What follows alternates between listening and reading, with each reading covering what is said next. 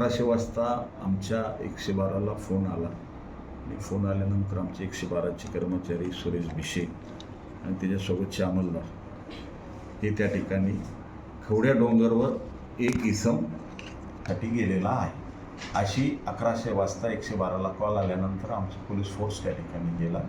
112चे कर्मचारी गेले आणि त्याच्यानंतर बाकीचे काही कर्मचारी त्या ठिकाणी पोहोचले. तर त्या ठिकाणी एक व्यक्ती ती त्या ठिकाणी डोंगराच्या कडेला खवड्या डोंगराच्या कडेला उभे असल्याची आत्महत्या करण्यासाठी उभे असल्याची माहिती समजली. त्या ठिकाणी गेल्यानंतर त्यांनी प्रत्यक्षात ते पाहिले आणि त्याला कन्व्हिन्स करत होते की बाबा तो आत्महत्या करू नको. मग ते आत्महत्या करू नको म्हणून त्याला समजवत असतानाच काही कर्मचाऱ्यांनी लगेच तात्काळ फायर ब्रिगेड बोलवली.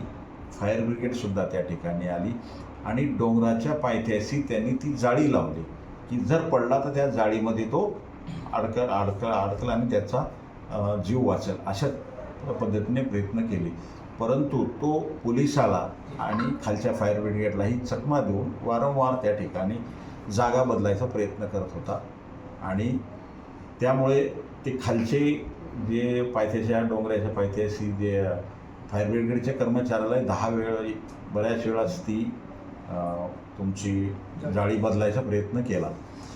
तो जाणून हेतुपुरस्कार तसं आत्महत्या करण्यासाठी करत होता. परंतु आमचे लोक समजवायचा प्रयत्न करत होते. तो समजायच्या बेतातही आला होता. त्याचं मन परिवर्तन करत असताना तो मन परिवर्तनही होत होते. परंतु त्या गर्दीमध्ये पोलिसाला माहीत नव्हती. त्या गर्दीमधून त्यांचे वडील जे की पोलिसाला माहीत नाही ते अचानक गेले आणि त्याला धरून ओढण्याचा प्रयत्न केला म्हणजे वाचवण्याचा प्रयत्न केला. परंतु त्यांनी पाठीमागे तोल गेल्यामुळे वडील त्यांनी मागच्या साईडला अंग झोकून दिल्यामुळे तो आणि वडील खाली पडून मयत झाले.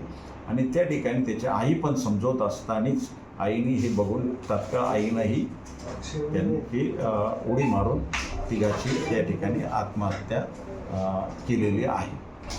सदर ठिकाणी पोलिसांनी भरपूर प्रयत्न केले. जर पोलिसांनी त्याला पकडण्याचा प्रयत्न केला असता तर कदाचित पोलिसाचाही जीव त्याच्यात जाण्याची शक्यता होती. परंतु जी काही यंत्रणा होती ती आमची चालूच असताना अचानक त्याचे वडील आल्यामुळे सदरचा प्रकार वडिलांनी त्याला वाचवण्याचाच प्रयत्न केला. परंतु त्यांनी त्याचं शरीर झोकून दिल्यामुळे ते वडिलांनी ते सरळ डोंगरावरून खाली त्याच्या पायथ्याशी पडले आणि खालच्या व्यक्तीला लक्षात आलं नाही की ती जागा बदलत असल्यामुळे त्याच्यामुळे त्यांचा मृत्यू झालेला आहे. 3 लोक आणि ते दोघांनी केल्यामुळं अचानक त्याच्या आईने कुठल्याही काही नसताना एकदम फटकून उडी मारल्यामुळे ती समजलेलं नाही आहे. तर या ठिकाणी 3 लोकांचा दुर्दैवी मृत्यू झालेला आहे. आत्महत्याचं कारण काय समजलं? आत्महत्याचं अजून तर पर्टिक्युलर असं कारण नाही आहे, पण ऐक्यू असं आहे की वडिलाचे आणि मुलाचे काहीतरी वाद किंवा भांडण झालेली होती अशी प्राथमिक माहिती आमच्याकडे आहे. मयताचे नाव आहे कुणाल मुरलीधर चांदगुडे.